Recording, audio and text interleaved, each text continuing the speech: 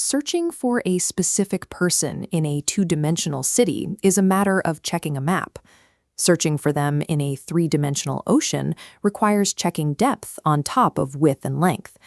But if you try to find a single data point in a fourth dimension or a 400th dimension, intuition collapses. Data scientists call this the curse of dimensionality. In machine learning, every feature or characteristic of a dataset acts as a new geometric dimension. As you add more features, the space grows exponentially larger, and the data points spread so far apart that the space becomes almost entirely empty. This sparsity breaks prediction algorithms, inflates computation costs, and makes human visualization entirely impossible.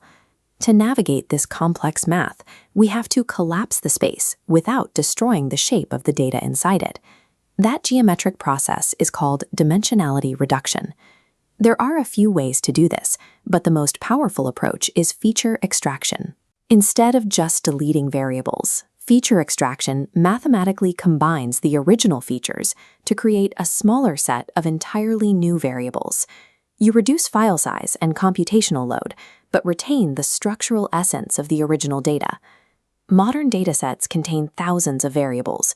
Without dimensionality reduction, the patterns hidden inside them remain invisible. It is the necessary bridge translating machine-scale complexity into a format the human brain can comprehend. The oldest and most common tool for this translation is principal component analysis, or PCA. Think of PCA as a macro lens. If you are photographing a complex three-dimensional sculpture, you walk around it until you find the single angle that captures its widest, most distinctive silhouette. PCA does the exact same thing, but mathematically. Looking at this animated scatterplot, you can see the core mechanic at work. PCA first centers the data at the origin of the graph. Then, it spins a line through the center of the data cloud until it perfectly aligns with the direction of maximum variance, the path where the data is spread out the most. We call this new axis a principal component. To calculate it, the algorithm computes eigenvectors, which are the mathematical directions of that variance, and eigenvalues, which measure the actual magnitude of the spread. Both are derived from the data's covariance matrix, a table that tracks exactly how all the different variables shift in relation to one another. This bar chart is a scree plot, and data scientists use it to decide how many dimensions to keep. It ranks the principal components by how much variance they capture. By looking for the elbow, the exact point where the bars flatten out into statistical noise, engineers can safely discard the remaining components, permanently deleting dimensions with minimal information loss. PCA relies entirely on rigid, linear geometry. That makes it incredibly fast and highly effective at preserving the global shape of a dataset. But because it only looks for straight lines of variance, it is often blind to the intricate, non-linear structures buried deep within the data. To see what PCA misses, we use a microlens, T-distributed stochastic neighbor embedding, or t-SNE. Instead of looking at the global shape, t-SNE acts like the host of a chaotic networking event, actively pulling guests with shared interests across the room so they form tight, isolated huddles based purely on local similarities. To do this, t-SNE computes pairwise similarities, essentially the probability that any 2 points are neighbors in high-dimensional space. It then tries to recreate those exact probabilities on a flat 2D map. It achieves this by minimizing the Kullback-Leibler divergence, a mathematical measure of how one probability distribution differs from another, using gradient descent to incrementally reduce the error until the map settles. This scatter plot shows why the t in t-SNE matters. The algorithm plots the low-dimensional map using a student's t-distribution. Because a t-distribution has heavier mathematical tails than a standard bell curve, it prevents the data points from crowding into a dense clump in the center of the graph. It literally forces the separate groups to repel each other and breathe. The behavior of these clusters is controlled by a parameter called perplexity.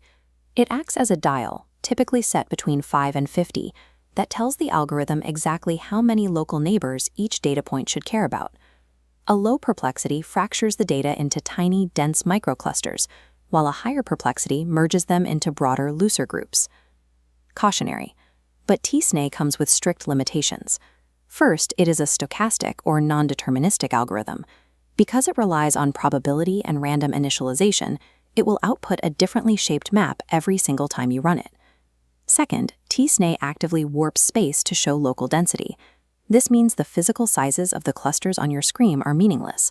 The physical distance between two entirely different clusters is equally meaningless. You sacrifice mathematical predictability and global accuracy. In exchange, you gain the ability to untangle and visualize local neighborhoods that linear tools often leave jumbled together. These tools serve different purposes. PCA is fast, linear, global, and deterministic. t-SNE is slow, nonlinear, local, and stochastic.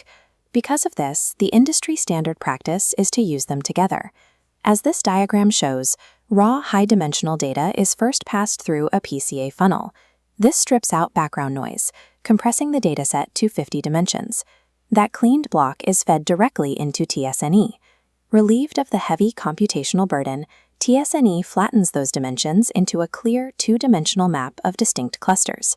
Biologists rely on this exact pipeline to map single-cell RNA sequencing datasets. By charting the specific gene expression of millions of individual cells, they can isolate rare, distinct cell types that would otherwise hide in the noise. In natural language processing, researchers use the pipeline to visualize embeddings, the high-dimensional vectors that represent words in models like BERT. This provides a direct visual map of how artificial intelligence understands human language. Meanwhile, quantitative finance analysts use the PCA step to analyze the covariance of thousands of stock returns, identifying the hidden risk factors that drive market movements. By using the global geometry of PCA, the local probability of t-SNE, or both, we condense thousands of complex variables into a single legible map.